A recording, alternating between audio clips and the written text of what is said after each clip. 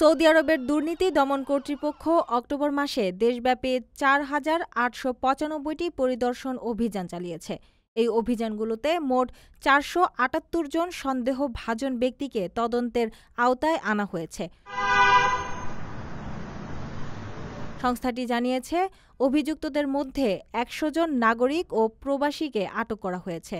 ফৌজদারি কার্যবিধি অনুসারে আটক করা হলেও তাদের মধ্যে কয়েকজনকে পরে জামিনে মুক্তি দেওয়া হয়। সন্দেহভাজনদের বিরুদ্ধে প্রধানত ঘুষ গ্রহণ এবং ক্ষমতার অপব্যবহারের মতো গুরুতর অভিযোগ রয়েছে। নাজাহা জানায়, তদন্তাধীন ব্যক্তিদের মধ্যে স্বরাষ্ট্র, পৌরসভা ও আবাসন, শিক্ষা, স্বাস্থ্য এবং মানব সম্পদ ও সামাজিক উন্নয়ন মন্ত্রণালয়ের কর্মচারীরাও অন্তর্ভুক্ত রয়েছেন।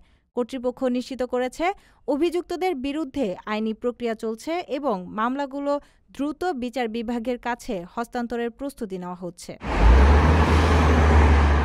আপনার স্বপ্নগুলো আকাশ ছুবে প্রবাসীর হেলিকপ্টারের মাধ্যমে। বিয়ে, জন্মদিন অথবা যে কোনো বিশেষ প্রয়োজনে হেলিকপ্টার ভাড়া করতে যোগাযোগ করুন স্ক্রিনে দেয়া নাম্বারে। প্রবাসীর হেলিকপ্টার, নিরাপদ ও সাশ্রয়ী বাহনের বিশ্বস্ত নাম।